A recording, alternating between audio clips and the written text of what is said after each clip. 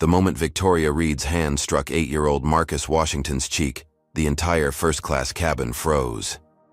Nobody moved, not the other flight attendants, not the shocked passengers clutching their drinks, not even the air seemed to circulate. Marcus's father, Solomon Washington, America's first black trillionaire, slowly lowered his phone, his eyes darkening with quiet rage.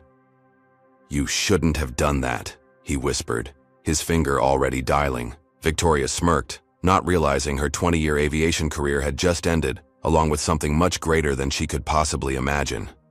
How could one impulsive slap reveal a conspiracy that would shake America's corporate world to its core? Before we dive into this shocking story of discrimination and justice, let me know where you're watching from. If you believe in standing up against injustice and exposing prejudice, smash that like button and subscribe for more eye-opening, true stories that rarely make mainstream news. Solomon Washington adjusted his custom Italian suit as he guided his children, 8-year-old Marcus and 12-year-old Zara, down the jet bridge toward Sky Blue Airlines' flagship aircraft. Despite owning a fleet of private jets, Solomon occasionally flew commercial to stay connected with everyday experiences.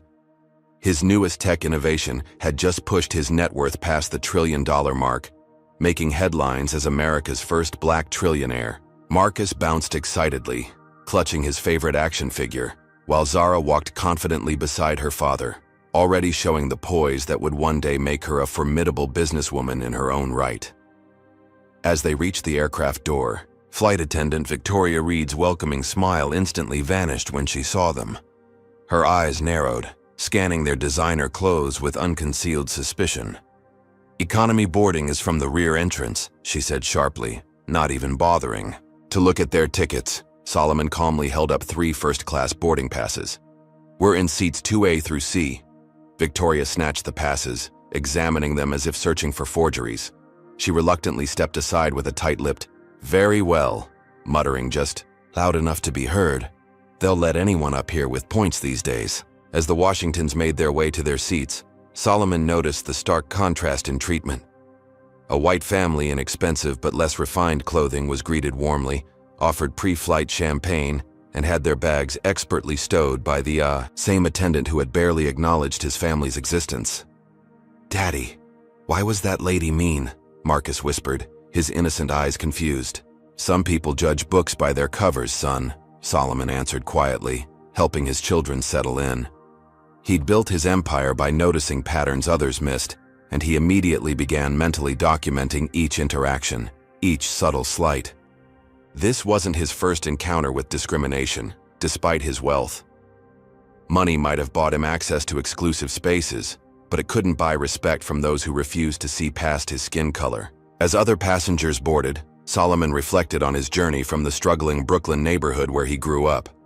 His single mother had worked 3 jobs to keep him in a decent school, where his mathematical genius had eventually earned him scholarships. Even with degrees from MIT and Stanford, venture capitalists had initially refused to fund his startups until a blind submission process finally gave his innovations a chance. Each step had required 10 times the effort of his white counterparts. Victoria purposely avoided their section during pre-takeoff service. When she finally approached, she addressed the white businessman across the aisle first, then the elderly couple behind them, before reluctantly turning to the Washingtons. "Anything to drink before takeoff?" she asked flatly. "Apple juice, please," Marcus requested politely, using the manners his father had carefully instilled. Victoria's eyes rolled slightly. She turned to another flight attendant and said loudly, "These people always cause extra work. Watch them ask for the entire beverage cart." Solomon maintained his dignity, his face impassive despite the burning indignation he felt. Zara squeezed his hand, her young face showing she understood exactly what was happening. When Victoria returned, she carelessly thrust the drink toward Marcus. The plastic cup tipped, spilling cold water across Solomon's lap and onto his $5,000 suit. "Oh," Victoria said without a hint of apology. "Your son should be more careful when grabbing things." Solomon calmly pressed the call button. A male flight attendant named Michael Pierce arrived, his senior rank indicated by the additional stripes on his uniform. "Is there a problem?" Michael asked, his eyes darting between Victoria's smug expression and Solomon's soaked pants. Your colleague deliberately spilled water on me and then blamed my 8-year-old son, Solomon explained calmly. Michael's face hardened. Sir, I'm sure it was an accident. These things happen during turbulence. We're still at the gate, Zara pointed out. Michael's eyes narrowed at the child who dared speak up.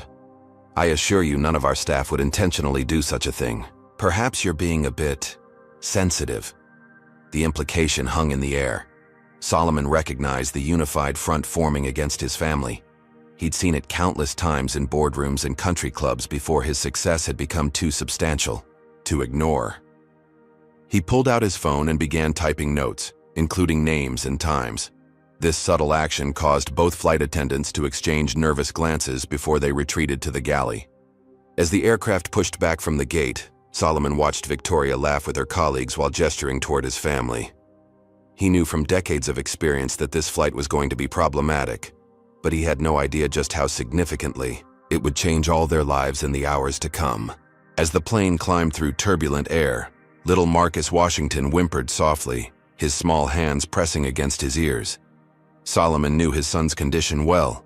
This wasn't a tantrum, but genuine pain from pressure changes affecting his sensitive eardrums. He fished in his bag for the special eardrops the pediatrician had prescribed, but before he could administer them, Victoria's sharp voice cut through the cabin. That child needs to stop making a scene, she announced loudly. This is first class, not a playground. Solomon noticed a white family across the aisle whose toddler was crying much more loudly. Victoria was already there, cooing sympathetically, and offering warm towels and candy to help with ear pressure. The contrast couldn't have been more stark or more public. Have you ever witnessed someone being treated differently based solely on their appearance? Comment number 1 if you've experienced discrimination firsthand or seen it happen to others. If you believe everyone deserves equal treatment regardless of their skin color or background, show your support by hitting that like button and subscribing to our channel for more stories that expose injustice. Zara, wise beyond her 12 years, stood up and addressed Victoria politely. Excuse me, ma'am.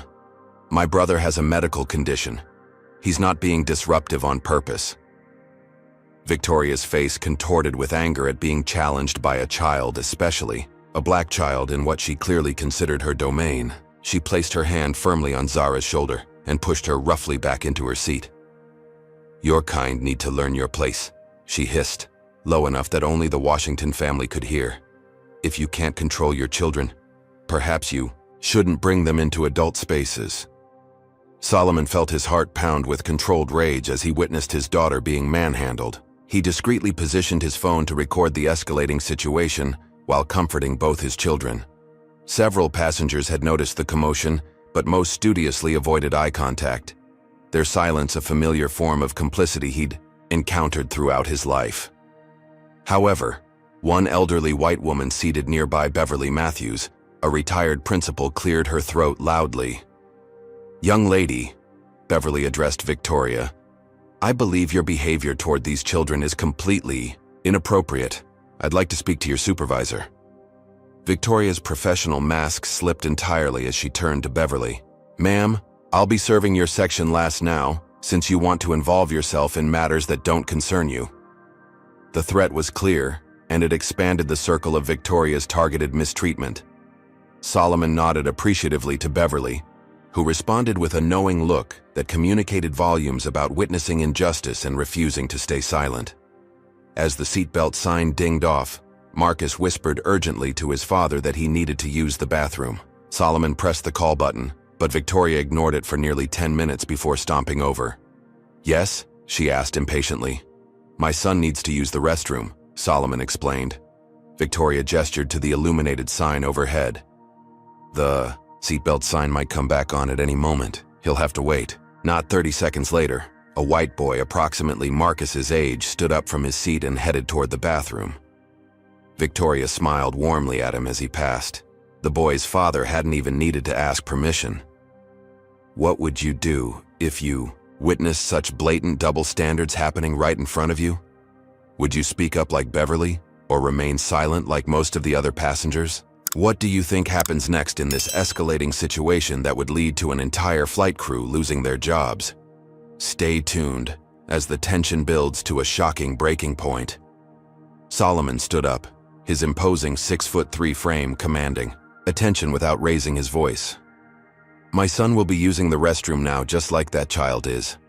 I'm also going to need your full name and employee ID number. Victoria's face flushed with anger. Are you threatening me? I'm documenting a pattern of discriminatory behavior, Solomon replied calmly, helping Marcus out of his seat. There's a difference. As Marcus made his way to the bathroom, Victoria pulled out her phone.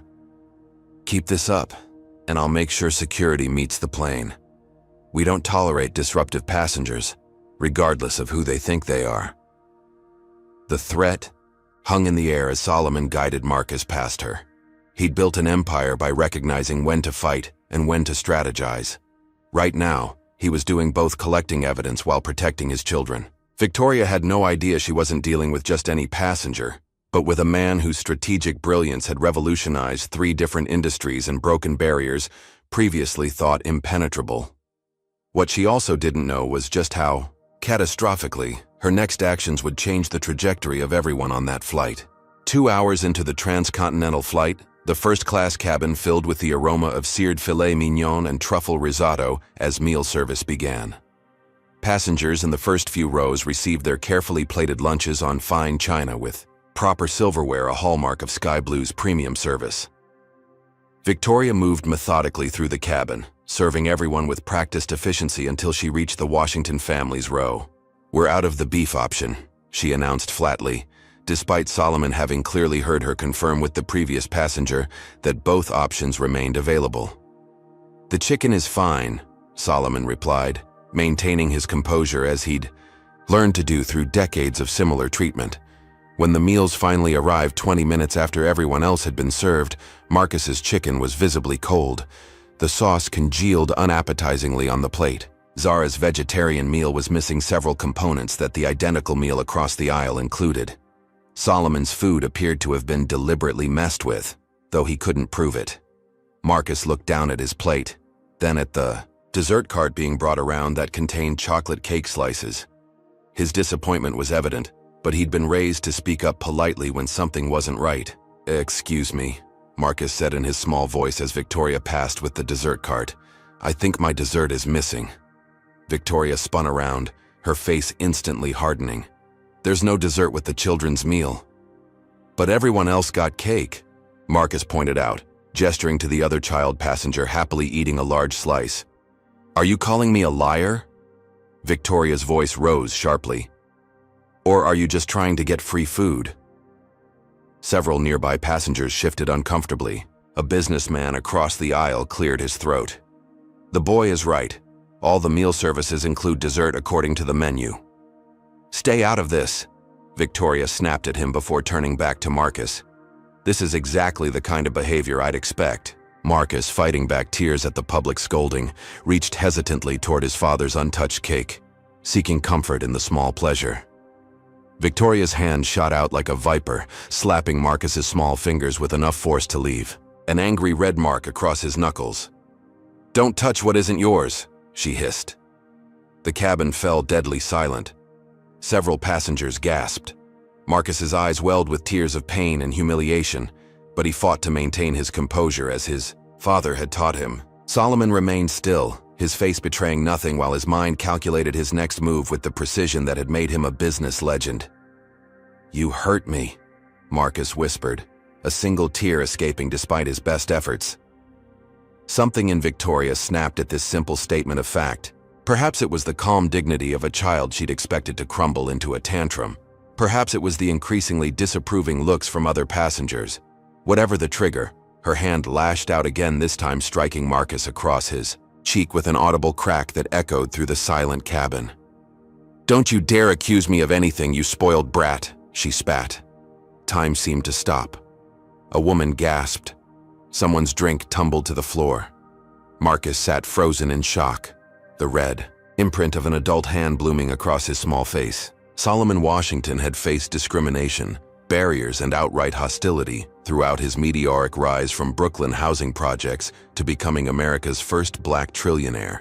He had always responded with strategic precision rather than reactive emotion. This disciplined approach had built his empire and broken countless barriers. But he had never before witnessed someone physically assault his child.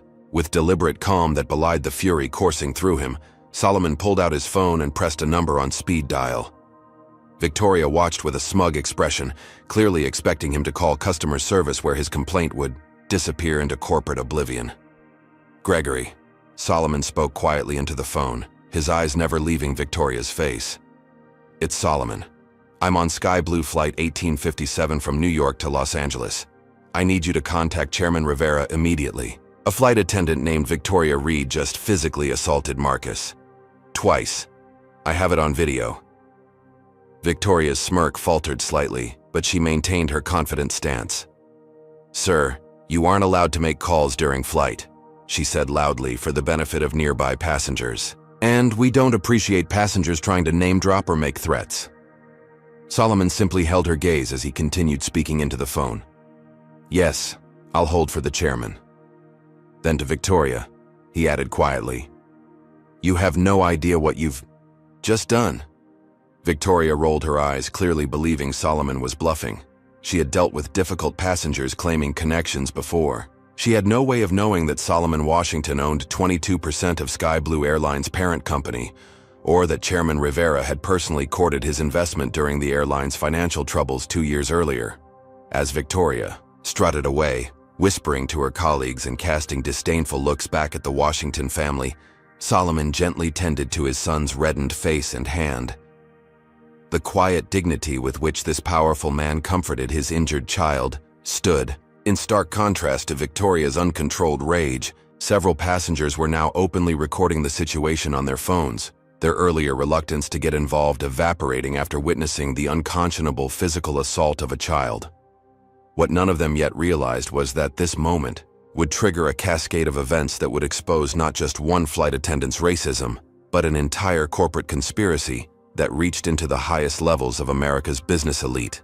Solomon Washington cradled his son Marcus close, whispering reassurances while pressing a cool napkin against the child's reddened cheek. Zara, displaying the protective instinct of an older sister, held her brother's hand and glared defiantly toward the galley where Victoria had retreated with her colleagues. The cabin remained unnaturally quiet, passengers processing the shocking scene they had just witnessed, a uniformed airline employee striking an 8-year-old child.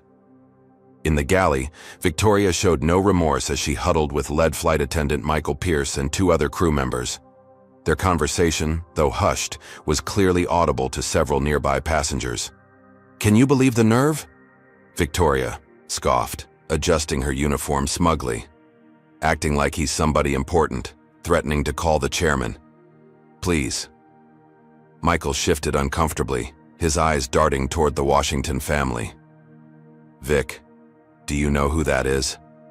"Some rich guy who thinks the rules don't apply to his bratty kids," Victoria replied dismissively. "That's Solomon Washington," Michael whispered urgently.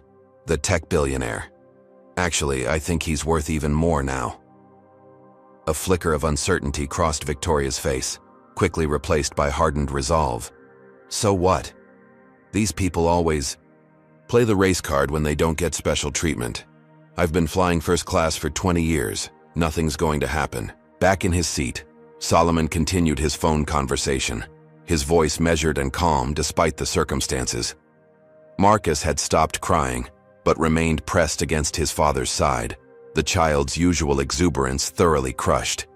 Nearby, passengers alternated between pretending to mind their own business and casting sympathetic glances toward the family. Exactly 22 minutes after Solomon's call, the plane's intercom crackled to life with the captain's voice. "Ladies and gentlemen, this is Captain Reynolds speaking. I've just received instructions from our operations center to divert to Denver International Airport for an unscheduled landing due to an administrative matter. We should be on the ground in approximately 40 minutes. We apologize for any inconvenience." A confused murmur spread through the cabin. Victoria emerged from the galley, her face flushed but her stance defiant as she approached the Washington family once more. "I hope you're happy," she said, leaning down toward Solomon. "Inconveniencing everyone with your complaints." Solomon regarded her calmly. "The only person responsible for this situation is you, Ms. Reed." "Oh, please," Victoria sneered, loud, enough for surrounding passengers to hear. "You people always think you're being targeted. Maybe if you taught your children some manners instead of playing the race card every time someone corrects their behavior, we wouldn't be in this situation." Several passengers inhaled sharply at the unmistakable racial comment.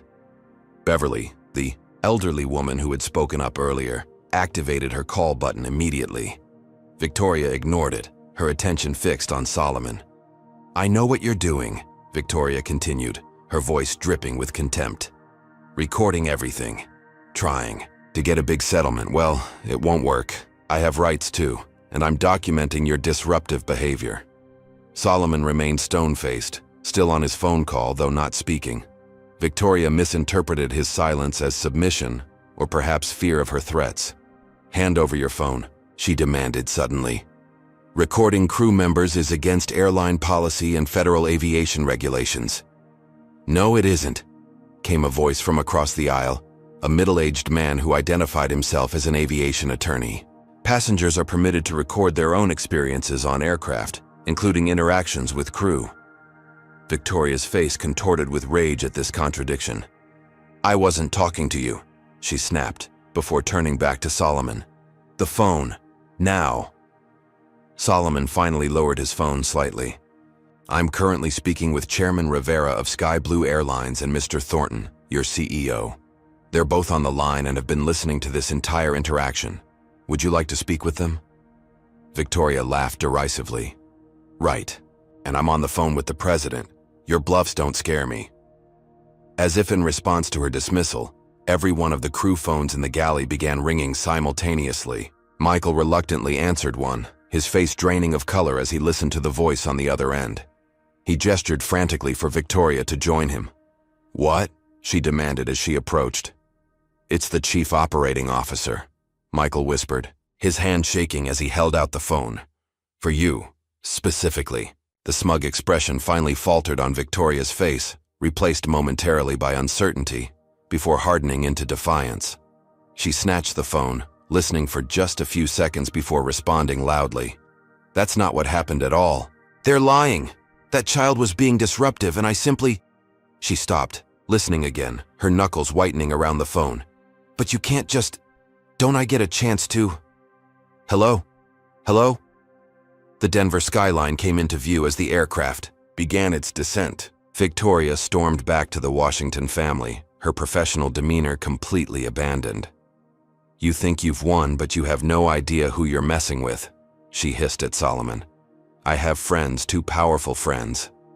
Solomon finally broke his calm silence. "Ms. Reed, for your own sake, I suggest you stop talking immediately." As the plane touched down at Denver International, passengers were startled to see a veritable welcoming committee waiting on the tarmac through the aircraft windows. Not the usual ground crew, but what appeared to be airline executives in suits, accompanied by airport security officers. Victoria maintained her confidence right until the jet bridge connected and the aircraft door opened. When the lead person, a woman in an impeccable suit with a sky blue executive badge, stepped aboard, Victoria stepped forward with a victorious smile. "Thank goodness you're here. This passenger has been harassing me and making false accusations. I need him removed from the flight immediately." The executive didn't even glance at Solomon. Instead, she addressed the pilot. "Captain Reynolds, I'm Diane Morales, Vice President of Flight Operations. I need your entire cabin crew to deplane immediately with your documentation. A replacement crew is standing by." Victoria's face crumpled in confusion. "Wait, what? We're being deplaned? But what about them?" She pointed accusingly at the Washington family. "Ms. Reed, along with the rest of this cabin crew, is being removed from duty effective immediately pending investigation," Morales announced, loud enough for all passengers to hear. "Airport security will escort you to the administrative offices." As security officers stepped forward, Victoria's professional facade completely crumbled. "This is ridiculous. They're lying. It's all because he's rich and black. This is reverse racism." Passengers watched in stunned silence as Victoria was escorted from the aircraft, still shouting accusations. Michael and the other crew members followed quietly, their faces ashen. Through the windows, first-class passengers could see a new crew approaching across the tarmac. "Ladies and gentlemen," Morales addressed the cabin, "on behalf of Sky Blue Airlines, I extend our sincerest apologies for this unfortunate incident and the delay in your journey. A new crew will be taking over to ensure your comfort for the remainder of your flight to Los Angeles. We will be providing compensation details before arrival." She then approached the Washington family directly, kneeling to eye level with Marcus. "Young man, on behalf of our entire company, I want to personally apologize for your experience today. What happened was unacceptable and does not reflect our values." As the replacement crew boarded, bringing fresh meals and premium amenities for all passengers, Solomon Washington watched the proceedings with measured satisfaction. This immediate response was appropriate, but he knew from experience that systemic problems rarely had simple solutions. What none of the relieved passengers realized was that this incident was far from over. In the terminal, as they refueled and prepared for continuation to Los Angeles, Victoria broke away from her security escort. She sprinted toward the windows overlooking the aircraft, her face contorted with rage. She pounded on the glass, pointing at Solomon and shouting words that passengers couldn't hear but could easily read on her lips, racial slurs and threats that shocked even those who had witnessed her earlier behavior. Airport security quickly restrained her, but not before dozens of passengers had captured her tirade on their phones. As she was led away, Solomon made eye contact with her through the window. In that moment, Victoria Reed seemed to realize that her 20-year career had just ended. What she couldn't possibly know was that this was merely the first domino in a sequence that would ultimately expose corruption reaching into the highest echelons of corporate America. The replacement crew served the Washington family with impeccable courtesy as the plane finally took off for Los Angeles. Yet Solomon's mind was already racing ahead, analyzing the incident not as an isolated case of discrimination, but as a data point in a larger pattern. His instincts, the same ones that had built his business empire, told him something more was happening beneath the surface. Victoria's parting threat about powerful friends hadn't been the desperate bluff of a terminated employee, but a warning he would soon discover was all too real. As Sky Blue Flight 1857 touched down at Los Angeles International Airport, news crews were already assembled on the tarmac. Word of the incident had spread like wildfire across social media, with several passengers having sent videos to news outlets. During the Denver stopover, Solomon guided his children through the terminal, Marcus still subdued and holding tightly to his father's hand, Zara walking protectively on her brother's other side. Have you ever seen justice delivered swiftly when someone in power abuses their position? Comment number 1 if you believe companies should take immediate action against employees who discriminate. If you think more organizations need to stand firmly against racism, hit that like button and subscribe to see how this powerful story of accountability unfolds. "Mr. Washington, can we get a statement about the incident?" Reporters called out as the family approached the exit. Solomon raised a hand politely. "My children have been through enough today. I have no comment at this time except to say that actions have consequences."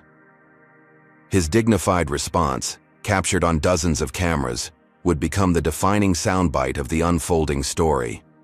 As the Washingtons slipped into a waiting limousine, the scene at another part of the airport was dramatically different. Victoria Reed, still in her sky blue uniform though now missing her company credentials, stormed through the employee exit where she had been formally processed for suspension. Her face was blotchy from crying, but her eyes burned with indignation rather than remorse. "This is a witch hunt," she shouted at the HR representative who had conducted her exit interview. 20 years of perfect service records, and I'm suspended because some rich guy played the race card? The HR representative, a young black woman who had maintained professional composure throughout Victoria's increasingly hostile interview, simply replied, "Ms. Reed, the suspension is based on multiple passenger accounts and video evidence of you striking a minor. Race has nothing to do with our zero-tolerance policy on physical assault." Victoria's lawyer, James Whitfield, A silver-haired man with an expensive suit and cold eyes placed a restraining hand on his client's arm. "We'll be pursuing wrongful termination, defamation, and emotional distress claims," he informed the HR representative. "My client was simply maintaining order in a difficult situation." As they exited the building, Victoria was startled to see the Washington family's limousine pulling away from the adjacent terminal. Without warning, she broke from her lawyer's side and sprinted across the pickup lanes, narrowly avoiding oncoming cars as she raced toward the departing vehicle. "You think you can ruin me!" she screamed, pounding on the limousine's window as it slowed for a turn. "You people are all the same, using your money and playing victims." Inside the vehicle, Marcus shrank back against his father as the woman who had struck him continued her tirade, now including racial slurs that made Zara gasp. Solomon calmly pressed the button to record on his phone, capturing every word and gesture of Victoria's unhinged attack. Airport security officers quickly converged on the scene, pulling Victoria away from the vehicle. "You're making a scene, ma'am," one officer said firmly. "Do you know what he did to me?" Victoria shrieked, gesturing wildly at the limousine as it pulled away. "He got me fired over nothing because he's black and rich." The security officers exchanged glances as Victoria continued her rant, now incorporating more explicit racial language. Bystanders had their phones out, recording everything. James Whitfield finally caught up, looking horrified at his client's public meltdown. "Victoria, stop talking immediately," he hissed, trying to guide her away from the growing crowd. But the damage was done. By nightfall, Victoria Reed's airport tirade would be trending across all social media platforms, with millions of views and thousands of comments condemning her explicitly racist language. The carefully crafted statement her lawyer had prepared, claiming misunderstanding and overreaction, was rendered completely ineffective by the unvarnished glimpse into her true attitudes. At Sky Blue's headquarters, an emergency board meeting was convened. The company's CEO, Richard Thornton, looked grim as he addressed the assembled executives. "The videos are everywhere," he reported. "We've issued an immediate termination for Reed, and we're firing the entire crew that failed to intervene when she struck the child." "Isn't that excessive?" asked one board member. "The other crew members didn't actually do anything." "That's precisely the problem," Thornton responded. "They witnessed a child being racially abused and physically assaulted and did nothing. That's not who we are as a company." What Thornton didn't share with the board was the content of his earlier call with Solomon Washington, whose investment firm controlled enough Sky Blue stock to make or break the airline. Washington hadn't made threats or demands. Instead, he had simply asked one question: does Sky Blue consider child abuse and racial discrimination part of its brand identity? By evening, Sky Blue had released a statement confirming the termination of Victoria Reed and the entire first-class cabin crew, announcing a comprehensive review of their training protocols and pledging zero tolerance for discriminatory behavior. The statement made headlines across all major news outlets, with commentators praising the swift response. What none of them knew was that Solomon Washington had already instructed his team to begin reviewing every contract his vast business empire had with Sky Blue and its parent company, a portfolio worth over $200 million annually in corporate travel alone. As the Washingtons arrived at their Bel Air estate, Solomon's phone rang with an update from his office. "Sir, Washington Innovations, but we'll be reevaluating our travel contracts as planned," his chief of staff reported. "But there's something else you should know. We're seeing an organized social media campaign starting to form around Victoria Reed. It doesn't look organic." Solomon thanked him and hung up, gazing thoughtfully at his children, who were finally relaxing in the safety of their home theater, the traumatic flight momentarily forgotten as they lost themselves in an animated film. He had hoped this would be a simple case of accountability for one person's reprehensible actions. His instincts told him it was about to become something much more complex and far more dangerous. What do you think will happen next? Will Victoria Reed accept her termination, or is this just the beginning of a bigger battle? And who might be behind this organized social media campaign supporting someone caught on video assaulting a child? The real conspiracy is just starting to unfold. By the following morning, As her sky blue racism had become the top trending topic across all social media platforms. Video clips of Victoria Reed slapping Marcus Washington had been viewed over 50 million times, with the subsequent airport tirade reaching similar numbers. Public opinion seemed overwhelmingly against the former flight attendant, with most commenters expressing shock that such blatant discrimination could occur in 2025. But by mid-afternoon, a counter-narrative began emerging. Victoria Reed, freshly coiffed and dressed conservatively, appeared on national morning news, tears streaming down her face as she told a dramatically different version of events. "I have devoted my life to customer service," she sobbed, dabbing at her eyes with a tissue. "What they're not showing you is how disruptive that child was being, endangering other passengers by running in the aisles and throwing food." The interviewer, clearly sympathetic, nodded encouragingly. "And you're saying the father, Solomon Washington, used his wealth and influence to have you fired without due process?" "Exactly," Victoria nodded vigorously. 20 years of perfect service records thrown away because someone powerful played the race card. What about my rights? What about the fact that I'm a single mother with a mortgage?" No mention was made of the multiple videos clearly showing Marcus Washington seated quietly when Victoria struck him, nor of her racist tirade at the airport. Instead, the segment featured carefully selected photos of Victoria volunteering at community events and a testimonial from a former colleague praising her professionalism. Within hours of the interview, a new hashtag began trending: "Stand with Victoria." The online conversation shifted dramatically, with thousands of accounts suddenly sharing near-identical messages about reverse racism and cancel culture gone too far. A fundraiser for Victoria's legal defense collected over $100,000 in its first day. At Sky Blue headquarters, CEO Richard Thornton stared grimly at the social media analytics on his screen. "This is coordinated," he told his crisis management. "Oh, these aren't organic reactions." His phone rang with a number he recognized immediately: Solomon Washington. "I assume you're seeing what I'm seeing," Solomon said without preamble when Thornton answered. "Yes. We're not backing down from our decision, Solomon. The videos speak for themselves." "It's bigger than your airline now," Solomon replied.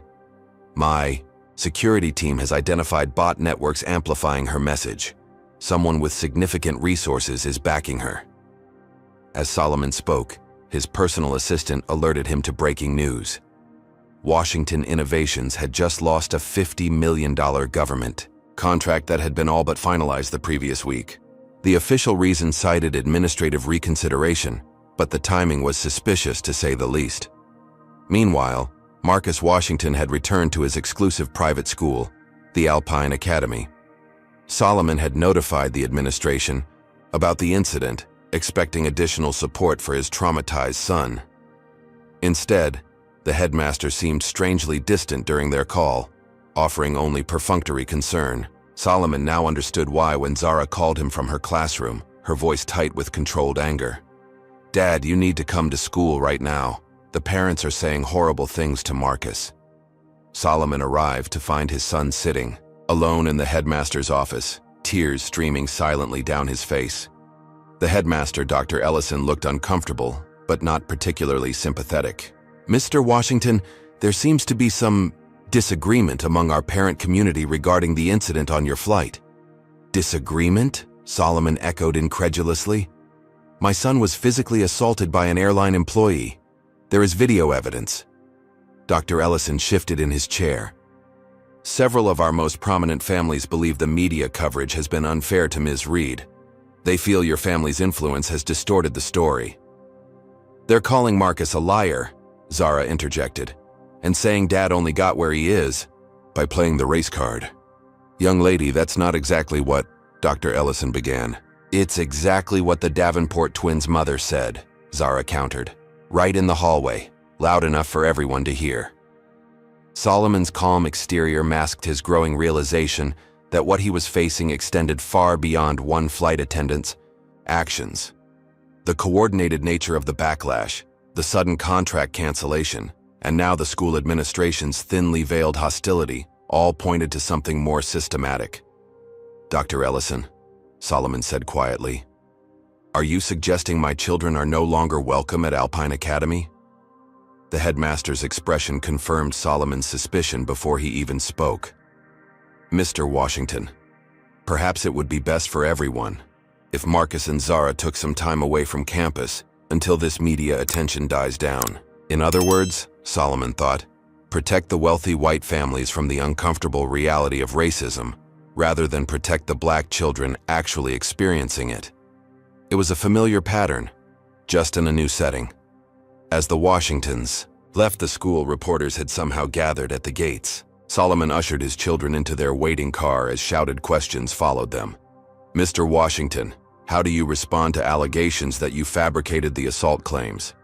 Is it true you threatened to buy Sky Blue Airlines and fire everyone if Ms. Reed wasn't terminated? Did you offer Alpine Academy a donation to cover up your son's behavioral issues? The questions were so specifically targeted, so precisely aligned with Victoria Reed's narrative, that Solomon knew they couldn't be coincidental. Someone was orchestrating a comprehensive campaign to discredit him and, by extension, legitimate claims of racial discrimination. Back at his office, Solomon's suspicions were confirmed when his chief security officer showed him a disturbing pattern of activity. These aren't just random supporters, she explained, pointing to a network diagram on her screen. Victoria Reed's social media campaign is being amplified by accounts connected to 3 major corporations that compete directly with your companies. One name in particular caught Solomon's attention: Whitfield and Associates, the law firm representing. Victoria Reed was simultaneously representing these corporations in various matters. The coincidence seemed too perfect to be random. There's more, his security chief continued. James Whitfield has connections to several extremist groups classified as hate organizations. He's represented them pro bono in free speech cases. The pieces were beginning to fit together, forming a picture more disturbing than a simple case of one flight attendant's racial bias. Solomon's phone buzzed with a news alert. Michael Pierce, the lead flight attendant from the Sky Blue flight, had released a statement claiming the video of Victoria slapping Marcus had been deceptively edited and that Solomon Washington had been the actual aggressor. The claim was absurd on its face. The unedited videos clearly showed the entire interaction. But Solomon knew from experience that the truth alone wasn't always enough when facing a coordinated disinformation campaign backed by powerful interests. As he contemplated his next steps, Solomon received another alert.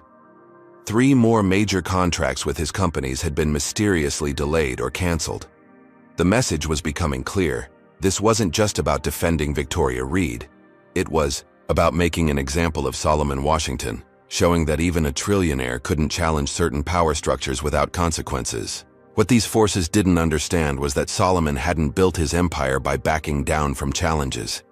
He had succeeded in business not despite the obstacles placed in his way because of his race, but because those obstacles had forced him to become more strategic, more thorough, and more resilient than his competitors. If someone wanted to use this incident to teach a lesson, they had chosen the wrong opponent. Solomon Washington calmly opened his laptop and began typing an email to his executive team. The subject line read simply, "Comprehensive Response Strategy." The real battle was just beginning. The mahogany-paneled conference room of Whitfield and Associates exuded old money and entrenched power.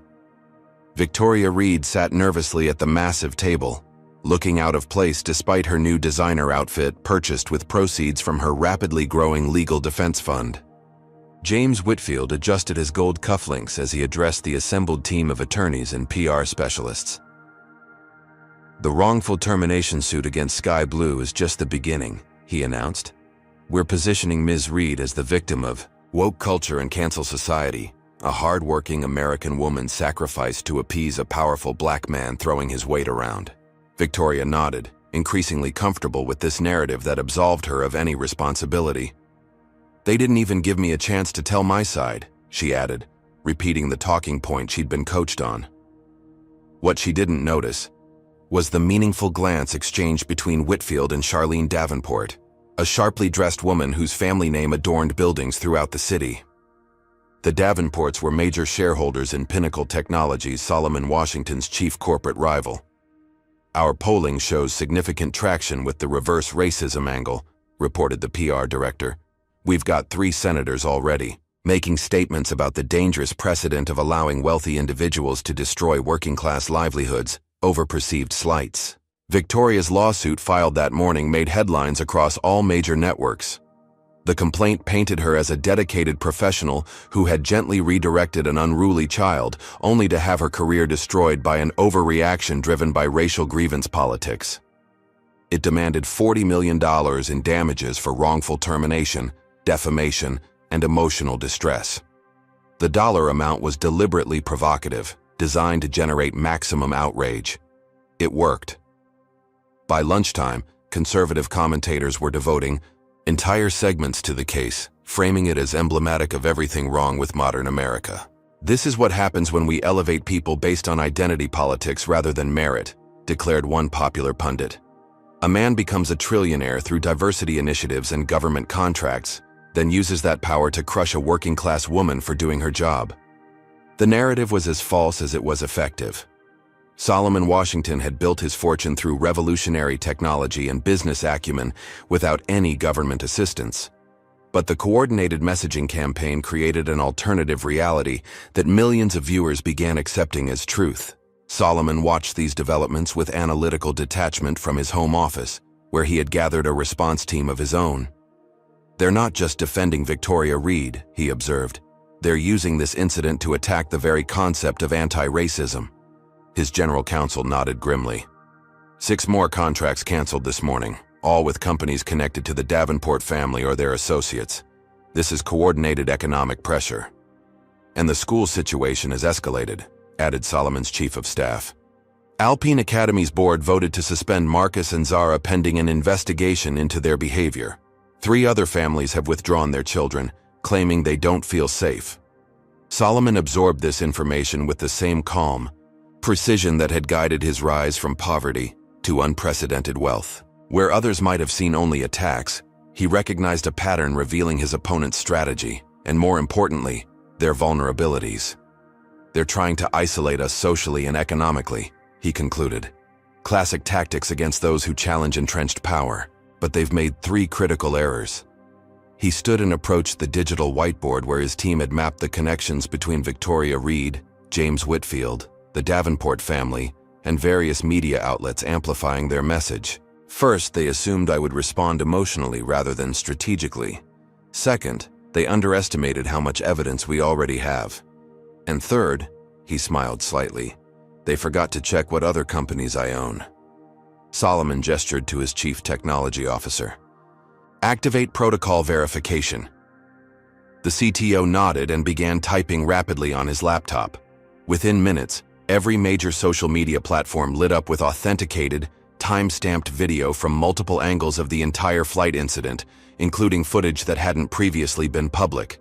The videos came with forensic certification of their authenticity, leaving no room for claims of deceptive editing.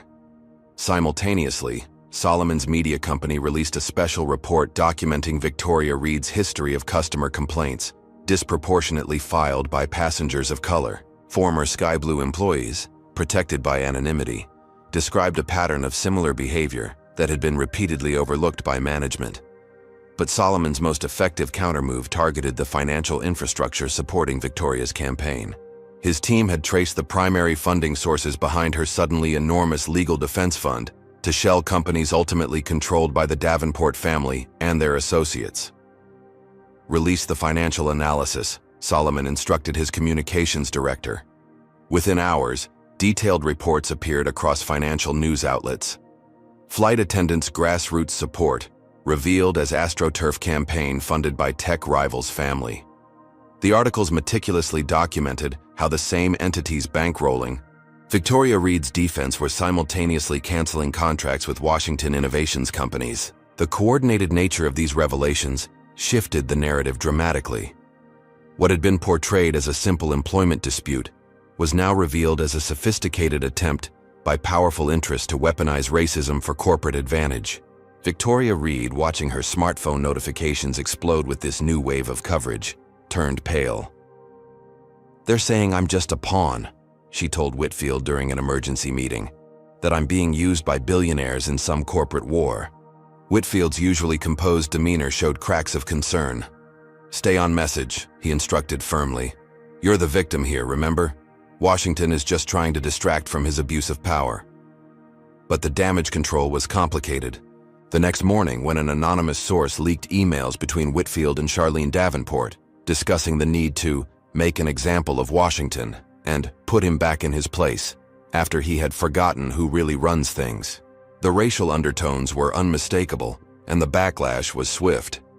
3 senators who had publicly supported Victoria quickly distanced themselves from the case. Her fundraising plateaued as donors questioned whether their contributions were actually supporting a corporate proxy war rather than a wronged employee. Solomon's strategic response had successfully exposed the broader agenda behind Victoria's lawsuit. But his opponents were powerful, entrenched, and unaccustomed to losing. Their counterattack came from an unexpected direction. Marcus, still traumatized by both the original incident and his treatment at school, had been seeing a therapist to process his experiences. After a particularly difficult session, Solomon found his son in tears, clutching his tablet. "What's wrong, buddy?" Solomon asked gently. "The kids at school," Marcus sobbed. "They're saying I lied about everything, that I hit the lady first and she was just defending herself." Solomon took the tablet and found dozens of cruel messages from Marcus's classmates, clearly parroting language from their parents. The coordinated bullying campaign had moved beyond the adults to target an 8-year-old child already suffering from trauma.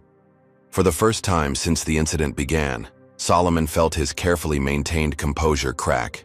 He had faced discrimination throughout his life and career, developing strategies to overcome barriers and succeed despite them. But seeing his children suffer for simply existing in their skin awakened something more primal than his strategic business mind. As he comforted his son, Solomon's phone rang with news that would transform the conflict yet again. His chief security officer's voice was urgent. "Sir, we've traced the source of the emails attacking Marcus. They're coming from inside Alpine Academy's administration building." The realization dawned that this wasn't just about Victoria Reed, or even about corporate rivalry. The Davenports and their allies were willing to psychologically torture a child to maintain their position at the top of America's social and economic hierarchy. For people like them, a black trillionaire was an anomaly that threatened the system they had built and benefited from for generations. Solomon Washington had always operated within that system, finding ways to succeed despite its biases. Now he realized the system itself needed to be exposed. With renewed determination, he initiated the next phase of his response, a comprehensive investigation into how deep and wide this network of corruption and racial animus truly extended. What he would uncover would shock even him, a man who thought he understood the true face of American power. Solomon Washington stood in his home command center, surveying the wall of screens displaying the results of his team's investigation into Victoria Reed and her sudden, powerful backing. Each screen told part of a story that was rapidly evolving, from a simple case of discrimination into something far more insidious. "Show me Reed's employment history again," Solomon instructed his head of intelligence, Amara Okafor. "Have you ever suspected that what looks like an isolated incident might actually be part of a larger pattern?" Comment number 1 if you've ever witnessed how power protects itself when challenged. If you believe the truth should always come to light no matter how powerful those involved might be, hit that subscribe button and turn on notifications.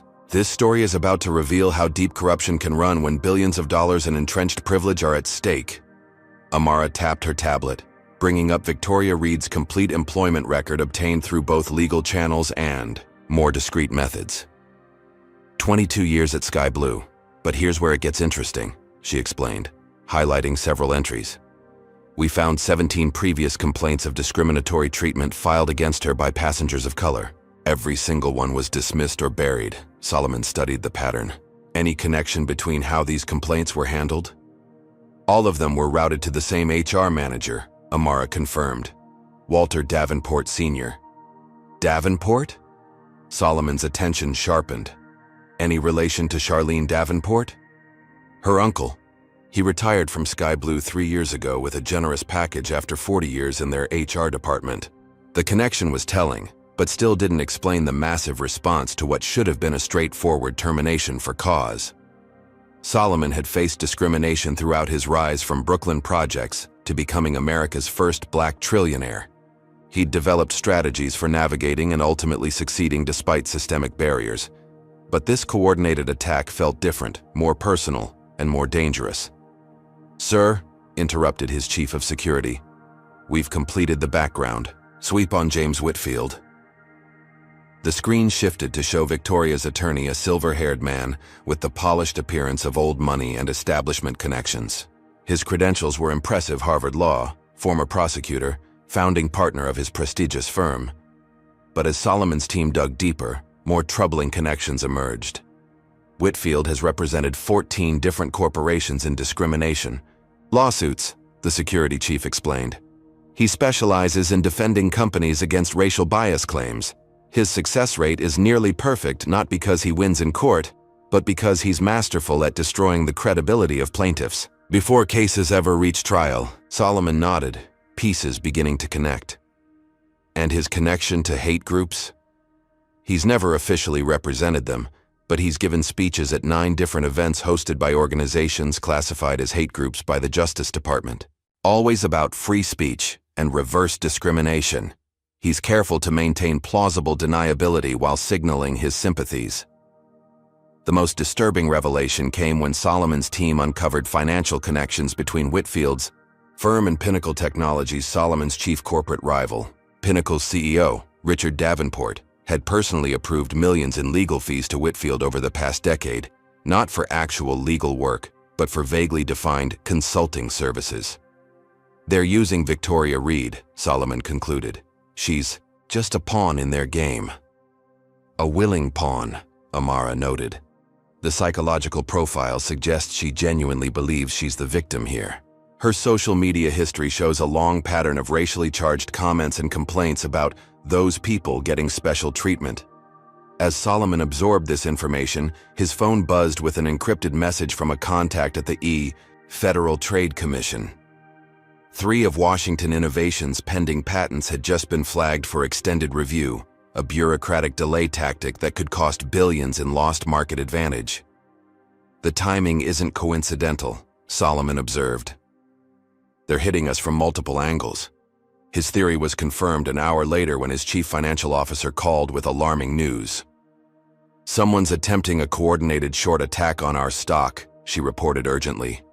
"Massive sell orders all hitting simultaneously from different firms but with identical timing. It has to be orchestrated." Solomon remained calm as he watched millions of dollars in company value evaporate on the digital ticker. This wasn't about money for him. He'd built his fortune from nothing once and could do it again if necessary. What troubled him was the realization that America's power structure was willing to mobilize this level of resources to put him in his place for simply standing up against the racial abuse of his child. The most disturbing development came that evening when Solomon's private email server was breached despite world-class security. By morning, selectively edited emails appeared on right-wing news sites, purporting to show Solomon planning to play the race card and manufacture a discrimination incident to damage Sky Blue Airlines before a hostile takeover. The emails were sophisticated forgeries, containing enough authentic details about Solomon's business to seem plausible, while inserting completely fabricated content about the flight incident. The technical sophistication required for such forgeries pointed to resources far beyond what Victoria Reed or even a law firm could access. "This is nation-state level hacking," Solomon's cybersecurity chief confirmed, "but deployed for corporate purposes. Someone called in serious favors for this." As public opinion began shifting again with these new revelations, Solomon received a call from Thornton, Sky Blue's CEO. The airline executive sounded tense, almost frightened. "Solomon, the board is meeting tomorrow to reconsider Reed's termination," he admitted. "There's enormous pressure to characterize this as a misunderstanding and offer her job back." "You have video of her slapping my child," Solomon replied evenly. "I know, but..." Thornton hesitated. "Some board members are suggesting the video doesn't show the full context, that maybe Marcus did something to provoke her." "He's 8 years old, Richard. I understand that. But several major shareholders are threatening to dump their stock if we don't revise our position. They're saying the company overreacted to protect a powerful client. Solomon recognized the playbook a deliberate effort to rewrite reality, to make his family the aggressors rather than the victims, to establish that even with a trillion-dollar fortune, a black man challenging racism would face consequences. His corporate board was feeling similar pressures. Later that day, they convened an emergency meeting where several longtime members suggested Solomon should focus on business rather than personal matters and consider a private settlement.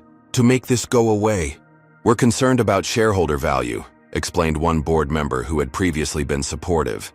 These distractions are causing material harm to the company. Solomon listened calmly. Let me be very clear, he finally responded. I built this company from nothing. I own controlling interest, and I will burn it to the ground myself before I teach my children that they should accept racial abuse to protect white comfort or corporate profits. The room fell silent. Several board members shifted uncomfortably, unused to such direct language about race in their carefully sanitized corporate environment. As the meeting concluded, Solomon received another call, this one from Victoria Reed herself, clearly coached by her legal team. Her offer was both audacious and revealing. She would drop her lawsuit if Solomon publicly apologized for mischaracterizing the incident and admitted to using his influence inappropriately. It's a reasonable compromise, she suggested in a practiced tone. Everyone saves face. Solomon ended the call without responding. The request confirmed what he already suspected. This had never been about Victoria Reed's job. It was about forcing a powerful black man to demonstrate public deference to a white woman even when she was demonstrably wrong. The symbolic value of such an apology to those who resented his success would be immeasurable. That evening, as Solomon checked on Marcus before bedtime, he found his son staring blankly at the ceiling, unresponsive to questions. The child psychiatrist they consulted confirmed what Solomon feared: the combined trauma of the original assault. The public attacks on his character and the bullying from classmates had pushed Marcus into an anxiety state requiring immediate intervention. Something shifted in Solomon at that moment. He had spent his career working within the system, finding strategic ways to succeed despite its biases. He had believed that exceptional success would create change by example. Now, watching his traumatized child, he recognized the naivety of that belief. No amount of wealth or achievement could protect his family from the fundamental injustices embedded in American society. As he sat beside Marcus's bed, gently holding his son's hand until the child finally fell into troubled sleep, Solomon made a decision. This wasn't just about accountability for one flight attendant anymore. It was about exposing the entire network of power and privilege that had mobilized to protect her, not because they cared about Victoria Reed, but because they feared the precedent of a black man successfully demanding justice. Solomon Washington had built his fortune by identifying patterns invisible to others. Now he was seeing the most important pattern of all: how America's power structure responded when its racial hierarchies were challenged, and he had the resources to expose it for everyone to see. Little did Solomon know, the evidence that would blow the entire conspiracy wide open was about to come from the most unexpected source imaginable. Would you have continued fighting against such powerful opposition, or would you have taken the reasonable compromise to make the problem go away? What do you think is hidden in the evidence that's about to emerge? The most shocking revelations are yet to come in this tale of corruption, power, and the fight for basic human dignity. Solomon Washington's private phone rang with a number he didn't recognize. Normally, he would let such calls go to screening, but something prompted him to answer directly. It was a decision that would change everything. Mr. Washington? The IB voice was elderly, female, and hesitant. This is Beverly Matthews. I was on your flight with that horrible stewardess. Solomon immediately recalled the kind older woman who had spoken up when no one else would. Mrs. Matthews, thank you for your support that day. It meant a lot to my family. I'm calling because I have something you need to hear, Beverly continued. I always record my flights. It's a habit from when my husband was alive. He was afraid of flying, so I'd record the normal sounds to show him how peaceful it actually was. Solomon straightened, immediately grasping the significance. You have audio of the incident? The entire flight clear as day, including what that woman said when she thought no one could hear her. Beverly's voice hardened. The things she called you and your children when she was in the galley with the other attendants would make a sailor blush. And there's more. She was talking before takeoff about making sure those people had a difficult flight. This was potentially game-changing evidence. While video had captured the physical assault, comprehensive audio revealing premeditated intent to discriminate would destroy Victoria Reed's claim that she had merely reacted to disruptive behavior. Mrs. Matthews, would you be willing to share this recording? That's why I'm calling. My grandson is bringing it over to your office tomorrow morning. I wanted to do the right thing. Solomon thanked her profusely, a weight lifting from his shoulders. With this evidence, Victoria's lawsuit would collapse, and the conspiracy supporting her would lose its central figure. But someone else was apparently monitoring Solomon's calls. At 2:17 a.m., Beverly Matthews's home was broken into. Nothing of value was taken except her smartphone and laptop. The burglars were professional enough to leave no evidence, no fingerprints, no DNA, nothing that could identify them. Solomon learned of the break-in the next morning from Beverly's distraught grandson, who called from the hospital. They hurt her, Mr. Washington. She tried to stop them from taking her phone, and they pushed her down the stairs. She's in critical condition. The attack on an elderly woman crossed a line Solomon hadn't anticipated. He immediately dispatched his security team to the hospital and arranged for Beverly to receive the best medical care possible. Her grandson, Adam, arrived at Solomon's office later that day, visibly shaken. Grandma was so upset about what happened. To your son, Adam explained. She kept saying nobody else on that plane had the courage to speak up. Your grandmother is a hero, Solomon said sincerely, and I'm deeply sorry she's suffering for doing the right thing. Adam shook his head, grimly. The recording is gone. They took every device she owned, but... He hesitated, then continued with a slight smile. Grandma's more tech-savvy than they realized. She had her cloud backup set to automatic.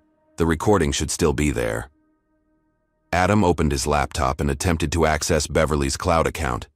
His expression quickly changed from hope to concern. That's strange. Her password isn't working. Solomon's cybersecurity chief, called in to assist, confirmed the worst. The account has been compromised. Someone with sophisticated tools has taken control and deleted the files. The targeted nature of the attack made it clear Beverly's call to Solomon had been monitored, which meant Solomon's own communications were compromised at a level even his world-class security team hadn't detected. This wasn't the work of overzealous supporters, or even a law firm. It required resources only available to the most powerful entities. Solomon immediately implemented emergency security protocols, moving his children to a secure location and switching to communication methods even he had considered paranoid until now. As these measures were being implemented, his private investigator uncovered a disturbing connection. Victoria Reed's brother, the investigator reported, is Lawrence Reed, Senior Vice President at Davenport Digital, the cyber warfare division of Pinnacle Technologies. Pinnacle was Solomon's main competitor, but more significantly, it was controlled by the Davenport family, the same family whose members had orchestrated the response to Alpine Academy and funded Victoria's legal defense. Lawrence Reed's position explained how Victoria, a flight attendant of modest means, had suddenly gained access to nation-state-level hacking capabilities and media manipulation. As Solomon processed this information, his security team made another discovery. James Whitfield had represented multiple corporations against racial discrimination claims, but with a particular pattern. His firm had represented 19 different companies in cases involving allegations of racism. The plaintiffs in those cases subsequently experienced mysterious personal and financial problems, job losses, tax audits, family crises, and in 3 cases, criminal charges later proven false. They don't just fight the legal battle, Solomon realized. They destroy anyone who challenges them. Solomon knew he needed to move quickly before this coalition of powerful interests could escalate further. He assigned his most trusted team members to contact other victims of Whitfield's tactics, building a comprehensive picture of the attorney's methodology. Meanwhile, Beverly Matthews' condition stabilized. though she remained unconscious. Solomon arranged for round-the-clock security at her hospital room, concerned her attackers might return to ensure her silence. His caution proved justified when hospital security intercepted an individual with false medical credentials attempting to access her floor. The would-be intruder escaped before police arrived. Solomon was running out of options. The evidence that could exonerate his family and expose the conspiracy had been stolen, and his opponents seemed willing to go to extraordinary lengths to maintain their version of events. Even with his vast resources, Solomon faced an organized network that controlled key institutions, from media outlets to regulatory agencies. As he contemplated his next steps, Zara knocked on his office door. At 12, she already showed the icy, analytical mind that would one day make her a formidable leader in her own right. "Dad," she said without preamble, "I think I know who might have evidence about what really happened." Solomon raised an eyebrow, inviting her to continue. "Marcus's watch," she explained. "The one Grandma gave him for his birthday. It has that emergency recording feature that activates when heart rate spikes. Marcus was wearing it on the plane." Solomon felt a glimmer of hope. The child's smartwatch had been designed with safety features to activate during emergencies, capturing audio and location data. If it had triggered during Victoria's assault, it might have recorded crucial evidence. They found Marcus in the secure residence's game room, still subdued but showing small signs of recovery. When asked about his watch, he nodded. "It buzzed. When the mean lady hit me, I saw the red light." Solomon gently retrieved the watch, which his security team confirmed had not been connected to compromised networks. The recording was still intact, capturing not just the slap, but the crucial moments before it when Victoria could clearly be heard making racially charged comments and discussing with another crew member how they would make sure these people know their place. It wasn't as comprehensive as Beverly's recording, but it was damning nonetheless, and more importantly, it was secure. Solomon immediately transferred the data to protected servers and prepared to counterattack. What he didn't realize was that this evidence was just the tip of a much larger iceberg that would soon be revealed. Solomon Washington straightened his tie as he prepared to face the Washington Innovations Board of Directors. Despite founding the company and maintaining majority ownership, he knew several board members had been pressured to support a motion, forcing him to step back from day-to-day operations until the personal matter with Victoria Reed was resolved. The boardroom was tense as Solomon entered, members avoiding his gaze. Corporate attorney Caroline Miller opened the proceedings with practiced neutrality. "We're here to discuss concerns about recent events affecting company valuation and reputation. Several members have proposed a temporary leadership transition to address these challenges." Solomon noted which board members wouldn't meet his eyes, mentally cataloging the ones who'd clearly been compromised. He was about to respond when his phone vibrated with an urgent message from Zara. "Stall the meeting. Amy Matthews trying to reach you. Says it's life or death." "Before we proceed," Solomon said smoothly, "I'd like to request a 30-minute recess to review some relevant documents that just arrived." The board chair reluctantly agreed. Solomon stepped out immediately, calling the number Zara had forwarded. Amy Matthews, Beverly's granddaughter, answered on the first ring, her voice breathless with urgency. "Mr. Washington, Grandma had a backup. She always kept copies of important things in multiple places. There's another recording in her safety deposit box. I have access, but I need help getting it. Someone's following me." Solomon dispatched his security team to escort Amy safely to the bank. As they waited for confirmation, he reflected on how quickly this had escalated from a single incident of discrimination to what increasingly appeared to be a vast conspiracy involving corporate rivals, media manipulation, and potentially criminal actions. His security chief called back 20 minutes later. "Sir, we secured the drive. Ms. Matthews is safe. The recording is intact, but there's something you need to know. It contains much more than just the flight incident." "What do you mean?" "Beverly Matthews didn't just record the flight. She accidentally left her recorder running during the Denver stopover. It captured a conversation between Victoria Reed and Michael Pierce in the terminal discussing instructions they'd received before the flight. The implications were staggering. If true, this would prove the discrimination wasn't spontaneous but premeditated. potentially orchestrated by the same interests now attacking Solomon's business. Get it authenticated immediately, Solomon instructed. Then prepare it for presentation. As Solomon returned to the boardroom, he found the atmosphere had subtly shifted. Board member Thomas Harrington, previously one of his strongest supporters, was now sitting beside the chairman, engaged in what appeared to be a persuasive conversation. When Solomon entered, Harrington glanced up with an expression that could only be described as regretful determination. The meeting resumed with Chairman Williams addressing Solomon directly. While we respect your contributions to this company, the board feels the current situation requires undivided leadership.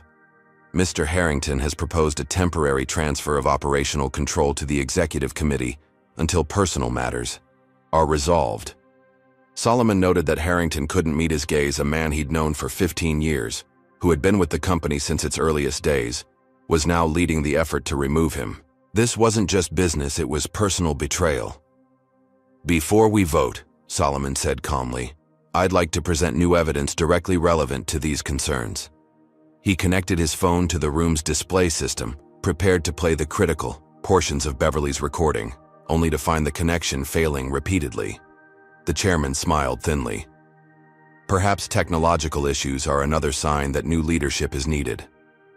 Solomon recognized the sabotage for what it was they had, anticipated his move and taken countermeasures. As the board prepared to vote, the doors to the boardroom burst open. Marcus Washington walked in, escorted by Solomon's chief of staff.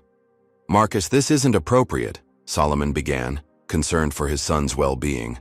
But the 8-year-old walked directly to his father with surprising determination. Dad, I recorded it too, he said, holding up his smartwatch. Not just on the plane. Yesterday too, when Mr. Harrington was talking to the scary lawyer man about making you leave your company. The boardroom fell silent. Harrington's face drained of color. That's ridiculous, he sputtered. The boy is obviously confused. Marcus, finding courage despite his recent trauma, connected his watch to the display system himself, navigating the interface with the ease of a child raised in the digital age. Unlike Solomon's compromised devices, the watch connected instantly. The recording was crystal clear. Thomas Harrington's voice was unmistakable as he spoke with James Whitfield. Washington is too powerful. He's forgotten his place. The board vote is arranged. He'll be out by noon tomorrow.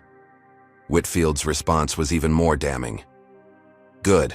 Once he's isolated, we move to phase 2. The Davenports are prepared to acquire controlling interest at the depressed valuation.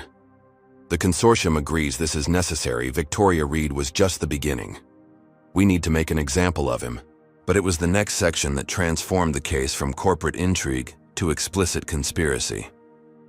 The black billionaire problem, Harrington said, is that they don't understand the natural order. Washington needs to learn there are consequences for challenging the system that made America great. As the recording continued, revealing names, dates, and explicit references to using Victoria Reed as a pawn in a larger strategy to put Washington back in his place, board members exchanged shocked glances. Several physically distanced themselves from Harrington, who had collapsed into his chair, all pretense abandoned. Solomon looked at his son with a mixture of pride and concern. Marcus, when did you record this? When you took me to your office yesterday, Marcus explained.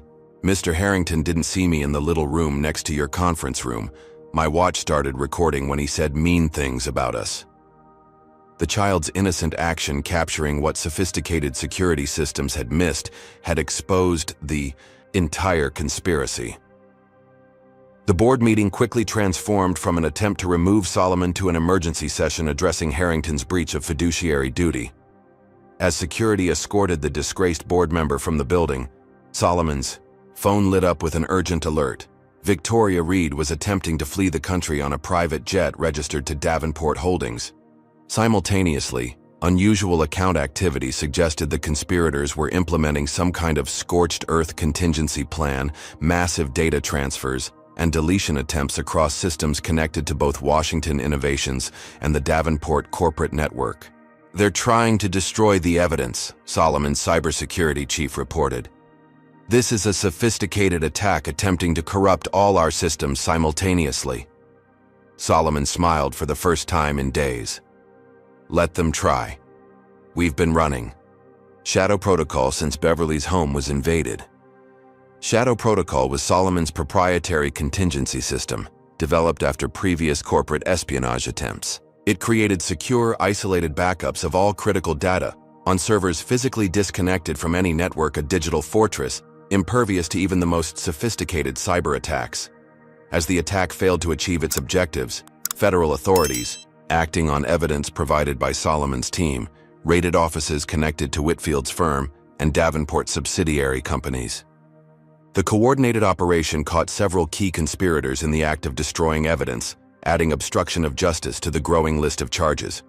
Victoria Reed, apprehended at the airport, quickly recognized her position as the most exposed member of the conspiracy. "I want immunity," she demanded when questioned by federal agents. "I'll tell you everything about the Davenports, about Whitfield, about how they orchestrated the whole thing." But Solomon, when consulted by the lead investigator, was firm. No deals. Everyone involved should face the full consequences of their actions, including Victoria Reed. She wasn't forced to strike my child. That was her choice.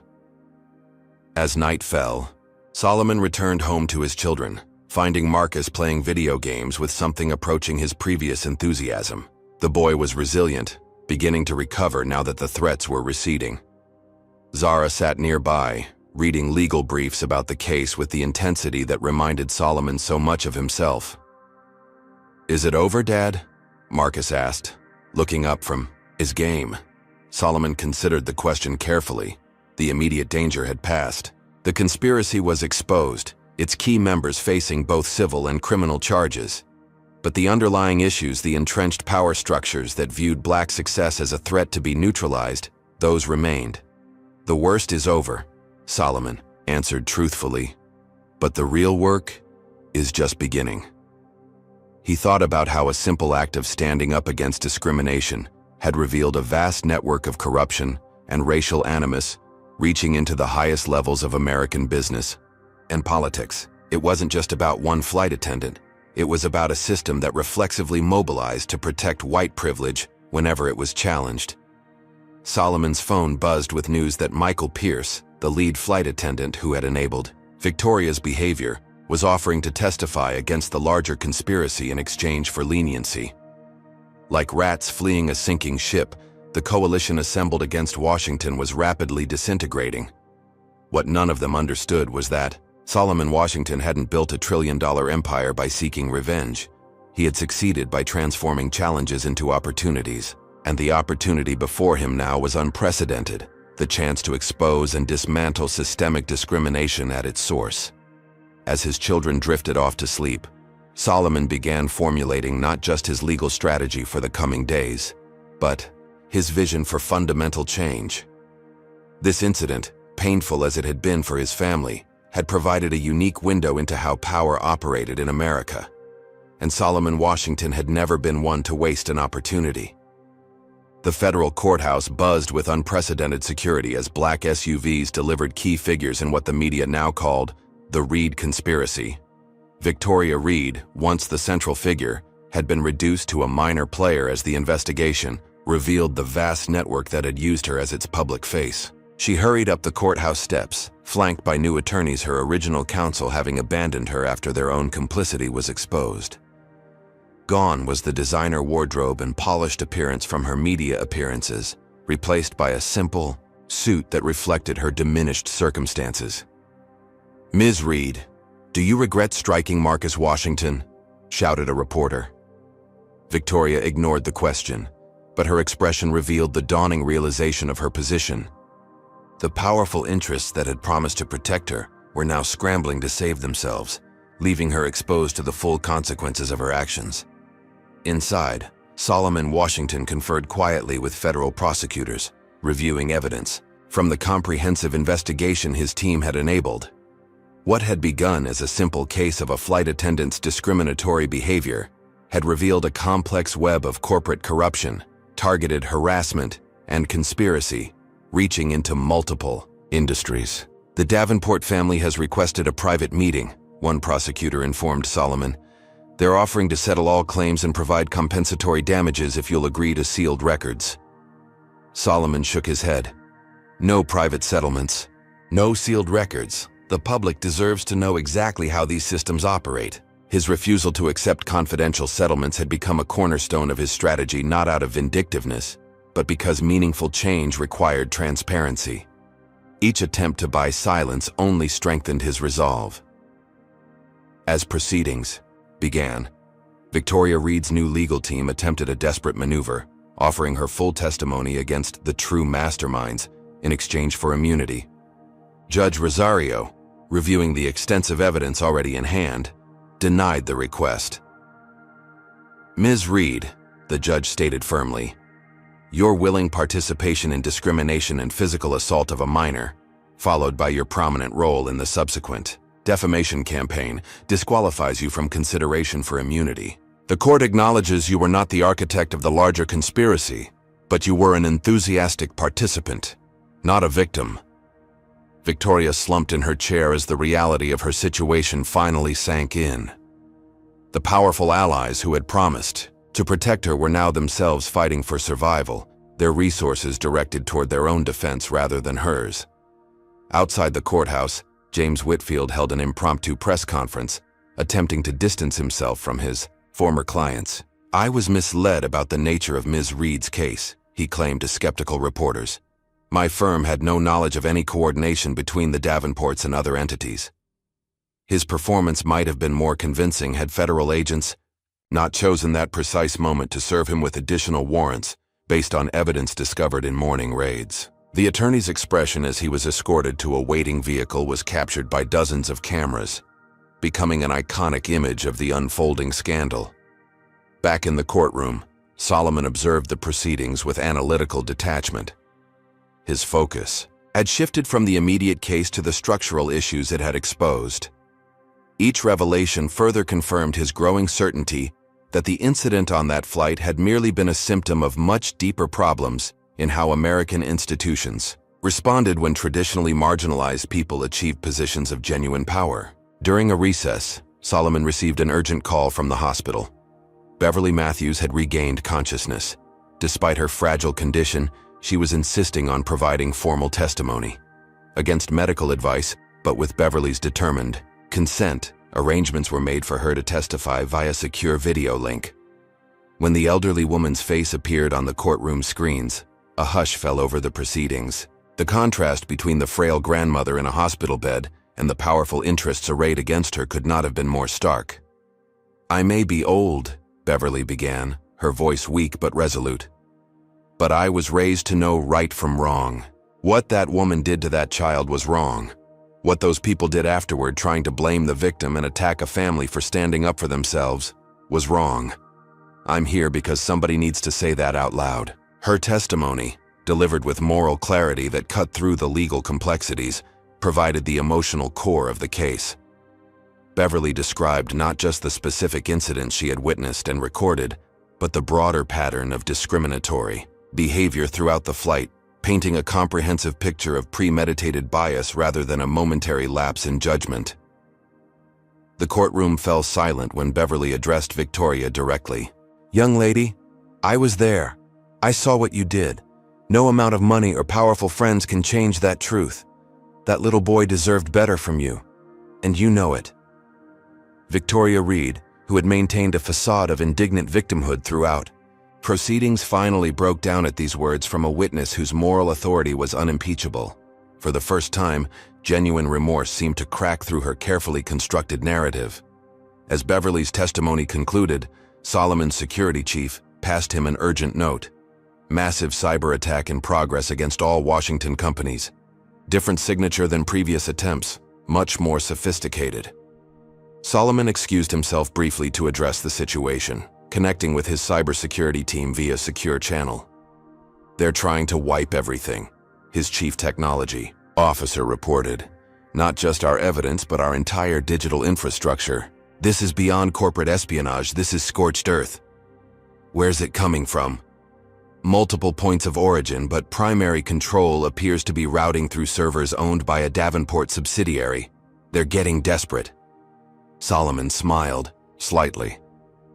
Activate Contingency Omega. Contingency Omega, unknown even to most of his executive team, was Solomon's final defensive measure, a complete mirror of all Washington enterprise data maintained on isolated quantum-encrypted servers in 3 different countries, updated in real time but physically disconnected from any attackable network. The system had cost billions to develop and maintain a paranoid precaution until this very moment.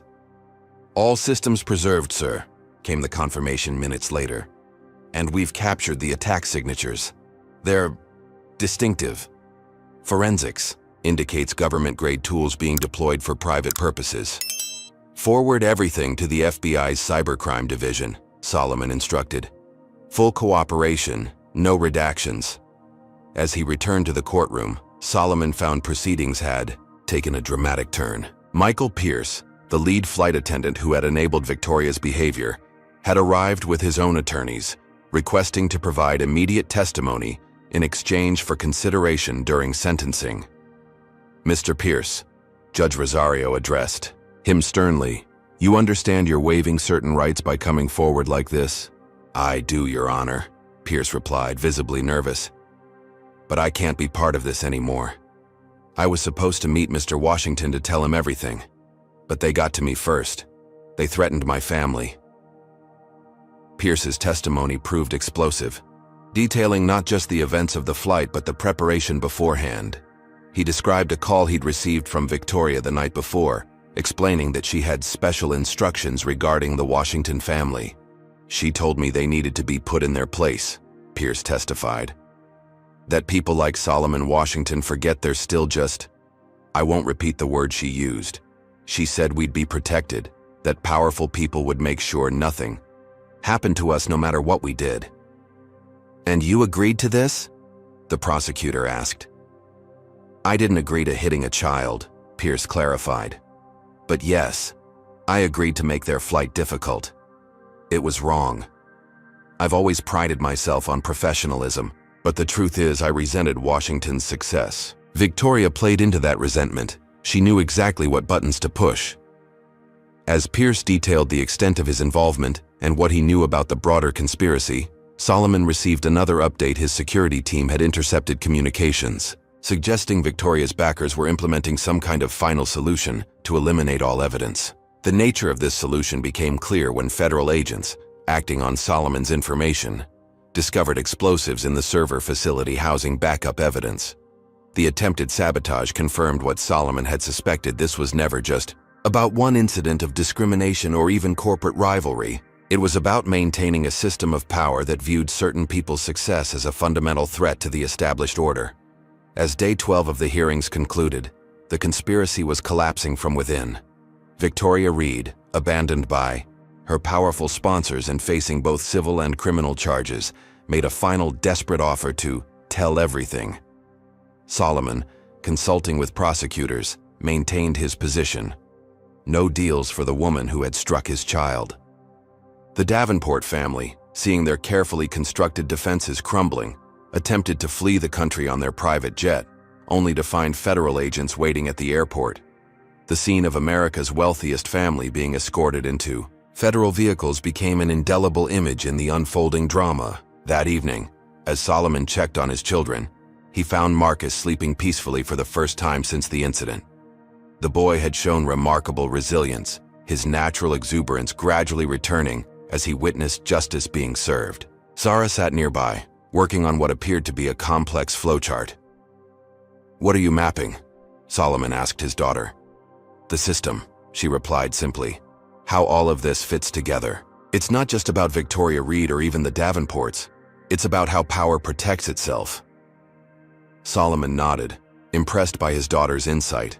At 12 years old, she understood something that had taken him decades to fully comprehend. Individual incidents of discrimination were merely symptoms of deeper structural issues. As he looked at Zara's diagram, Solomon reflected on the extraordinary chain of events triggered by his simple refusal to let racial abuse go unchallenged. What had begun as a personal stand for his family's dignity had exposed corruption reaching into the highest levels of corporate America and beyond. The conspiracy was collapsing, but Solomon Washington knew the real work was just beginning. The systems that had enabled this coordinated attack remained largely intact, even as their current operators faced consequences. Transforming those systems would require more than just winning the current battle. As he updated his own strategic planning documents, Solomon added a new initiative with a simple title: Structural Reform. The scope of this project extended far beyond his personal vindication. It aimed at the heart of how power operated in America. The challenge was immense, but Solomon Washington had never been one to shy away from transformative possibilities. The next morning would bring the final day of testimony, but the true impact of this case was just beginning to unfold across boardrooms, newsrooms, and living rooms throughout the country. 6 months after Victoria Reed's hand struck Marcus Washington's cheek at 30,000 feet, the federal courthouse was packed for the final day of sentencing hearings. The case had expanded far beyond its origins, revealing a network of corruption that had shocked even the most cynical observers of American power. Beverly Matthews, now recovered enough to attend in person, sat in the front row beside Solomon and his children. At 82, she had become an unexpected icon of moral courage. Her simple act of recording a flight and then standing firm against intimidation had helped expose a conspiracy reaching into the highest echelons of corporate America. The defendants have been found guilty of charges including conspiracy, witness tampering, obstruction of justice, cybercrime, and civil rights violations, Judge Rosario summarized. This court must now determine appropriate sentences reflecting both the individual actions and the coordinated nature of these offenses.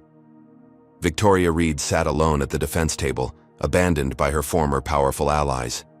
The evidence against her had proven overwhelming, not just the videos of her assaulting Marcus, but her documented history of discriminatory behavior and her willing participation in the subsequent defamation campaign against the Washington family. Ms. Reed, the judge addressed her directly, while evidence suggests you were not the architect of the larger conspiracy, you were its willing catalyst.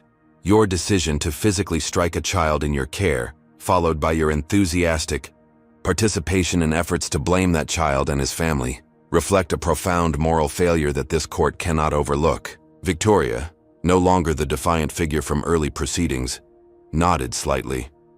The months of testimony had stripped away her rationalizations, leaving her face to face with the reality of her actions.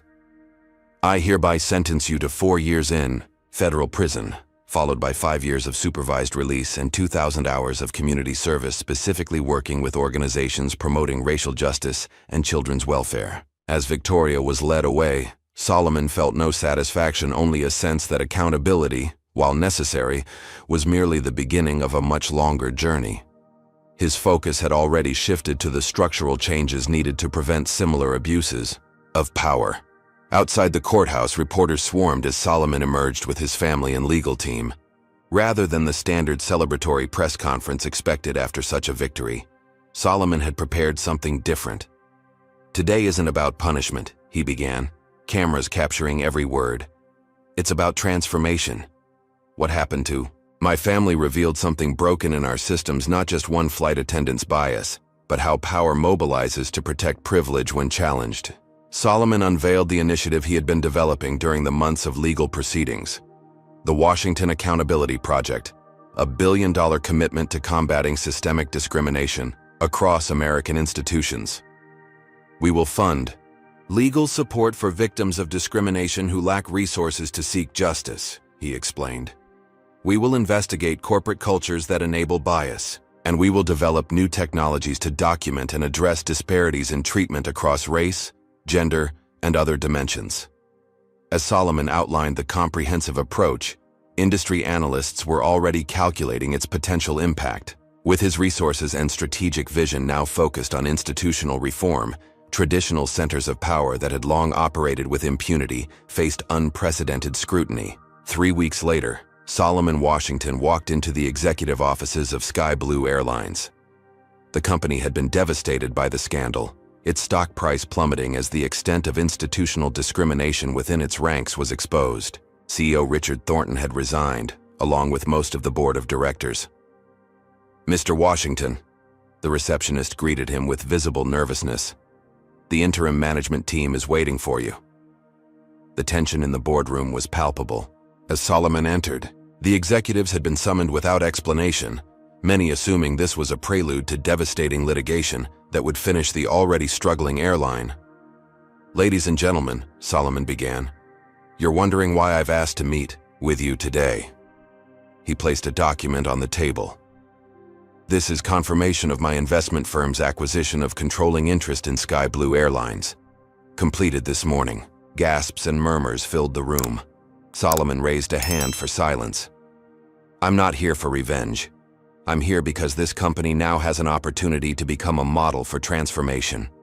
Sky Blue will implement the most comprehensive anti-discrimination protocols in the airline industry, not because of litigation or regulation, but because it makes business sense to treat all customers with dignity."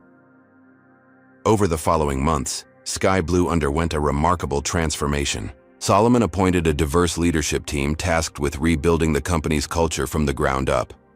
New training programs, accountability systems, and transparent reporting mechanisms were implemented across all levels of the organization.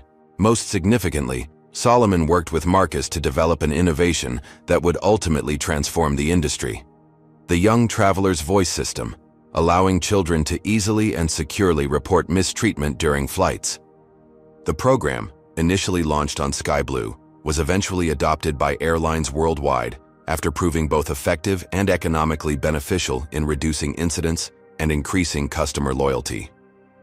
Marcus, now 9 years old, had recovered from his trauma with the resilience of childhood, though the experience had left him more thoughtful, more aware of injustice around him.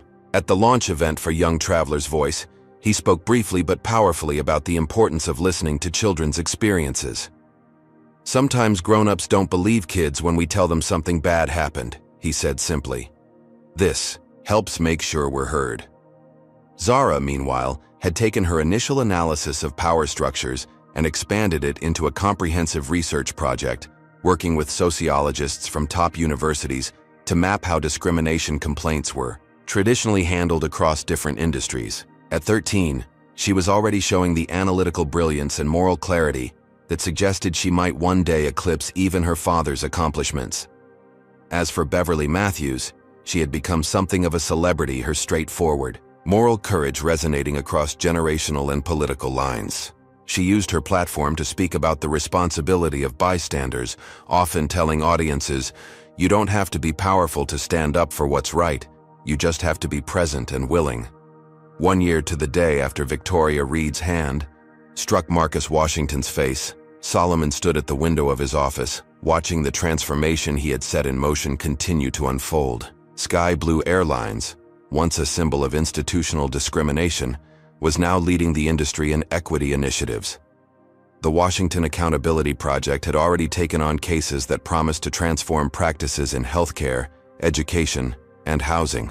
The conspiracy that had mobilized against his family had been powerful, but it had ultimately failed because it underestimated both Solomon's strategic brilliance and the power of simple moral clarity.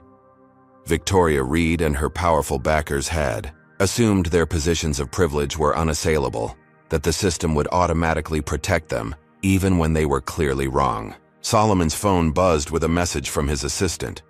A newly hired Sky Blue flight attendant had just prevented a similar incident on a flight from Chicago, intervening when another crew member showed discriminatory behavior toward a young passenger of color. The new systems were working. As Solomon prepared to leave for the day, Marcus burst into his office, excited about his upcoming school presentation. The boy was attending a new school now, one that had embraced the Washington family and used the case as an opportunity to educate students about bias and moral courage. "Dad, I finished my project," Marcus announced proudly.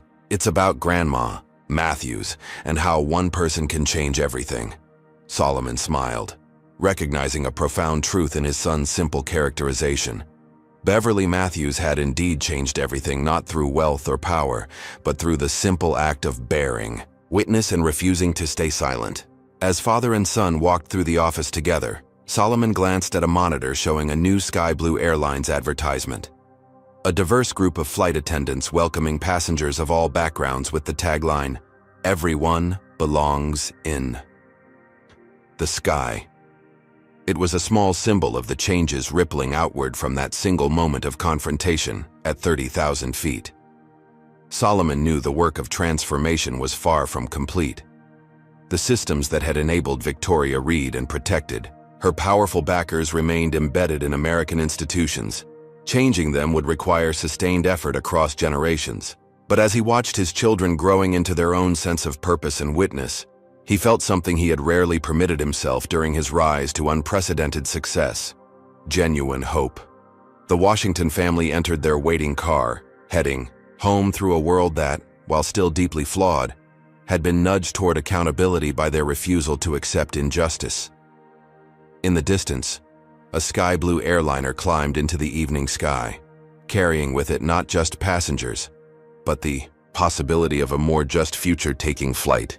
The story of Solomon Washington and his family teaches us powerful lessons about courage, accountability, and systemic change. When faced with blatant discrimination, Solomon didn't just seek personal justice, he recognized the deeper patterns of institutional protection that enable such behavior to persist. His strategic response transformed an individual incident into a catalyst for widespread reform. We learn that true power lies not just in wealth or position, but in moral clarity and strategic action. Beverly Matthews, an elderly woman with no special resources, changed everything through her simple commitment to doing what was right. Her courage reminds us that witnesses to injustice have a crucial role to play. Silence perpetuates discrimination, while speaking up can spark transformation. The story also reveals how systems of privilege mobilize to protect themselves when challenged. The coordinated campaign against Solomon exposed how deeply entrenched discriminatory attitudes remain, even in our supposedly progressive society. Those who benefit from existing power structures will often go to extraordinary lengths to maintain them. Perhaps most importantly, this story teaches us that meaningful change requires both accountability for individual actions and transformation of underlying systems. Victoria Reed needed to face consequences for her behavior, but true justice demanded addressing the institutional cultures that enabled and protected her. Finally, we see that children like Marcus and Zara understand more than we often credit. By involving them in creating solutions, Solomon ensured the next generation would be better equipped to recognize and dismantle discriminatory systems. Real change isn't just about punishing wrongdoers. It's about creating new structures that make such behavior unacceptable in the first place. What would you have done if you witnessed what Beverly Matthews saw on that flight? Would you have spoken up or remained silent like most passengers? Comment below with courage if you believe in standing up against injustice, even when it's difficult. Has discrimination touched your life or someone you know? Share your experiences and how you responded. Your story might give others the strength they need to speak up next time. If you believe in creating a world where everyone is treated with dignity regardless of their race or background, hit that subscribe button and join our community dedicated to sharing real stories that challenge us to be better. Like this video to help spread this important message to others who need to hear it. Thank you for listening to this story of courage, accountability, and transformation. May we all find the strength to stand up for what's right, even when powerful forces push back. Remember, as Solomon Washington learned, real change begins with refusing to accept injustice, no matter how normalized it might be.